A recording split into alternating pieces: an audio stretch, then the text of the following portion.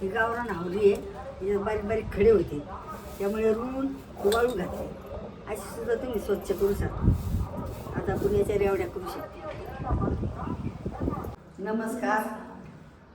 दुकानात पूर्वी रेवड्या मिळायच्या, आता सुद्धा मिळतात, पण आपण घरी कशा रेवड्या करायच्या आपण ते दाखवतो तुम्हाला. चला, मी पण आज नवीनच शिकतेय, पण या रेवड्या आपल्याला बाळाच्या बोरणासाठी पण उपयोगी पडतील आणि कोणी आलं तर त्यांना पण वाटू शकतो.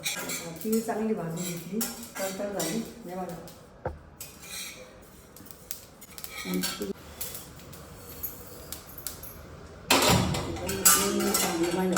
आता काय करू मी? तू टाक ना गुळ, मी पाक करते म्हणून घी पाक करून तू. त्याला एवढा गुळ घेते मी, 1 वाटी. आता आपला गॅस खूप तापलाय, कढई टाकून घे. हां बरं, किचन वाटा स्वच्छ आहे. आई जरी खालचं घेत असेल ना तर आत्ताच घेतलाय.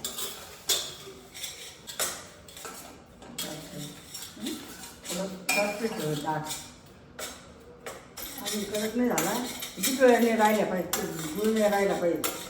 हे टाकलं मी त्याच्यामध्ये, पण पाक तयार झालेला नाही आहे. चिक्कीवाणी असं जाऊन थोडासा तुकडा पडला पाहिजे कडक, हा पाक तयार होतो. अजून झालेला नाही तो. म्हटलं सांग तू सांग. तर मी आता सांगते पाक झाला की नाही झाला. आज आई माझी परीक्षा घेतीये.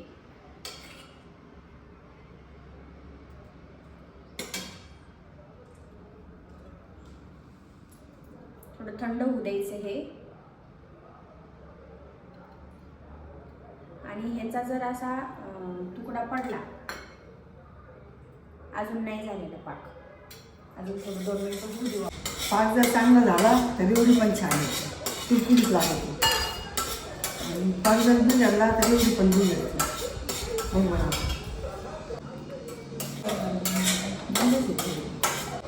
कारण त्याचा कलर बदलायला लागलाय गुळाचा.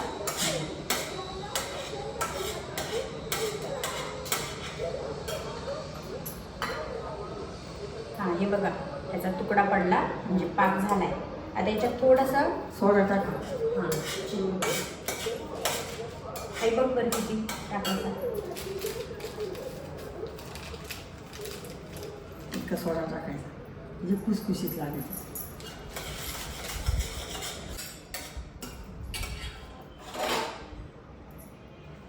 आता हे याच्यात ओतून द्यायचं आणि पटापटा जेवढ्या करू लाग ना. गरम गरम आहे, मग करायला जशी टाईम लागतो. आणि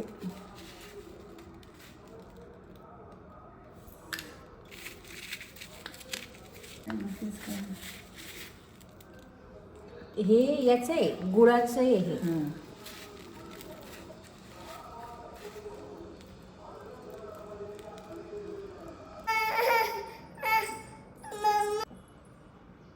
याला काय प्रमाण नसतं. 1-1.5 वाटी हावरी घेतली, 1 वाटी गूळ घातला होता. त्याला गरम असल्यामुळे पण चटका बसला. तेव्हा कशा जेवढ्या झाल्या बघा, की सूर्य किती छान झाले आणि खुसखुशीत झाले. खाला आणि खुसखुशीत झाले. सोपे आहे त्या, चिक्कीपेक्षा सोप्याच आहे. फक्त हात मोडून नाही द्यायचं. बघा रावीला सुद्धा एवढी आवडली, करून करून खा. आवडली तुला? चला आता रावीला जीव घालतो. भात केला.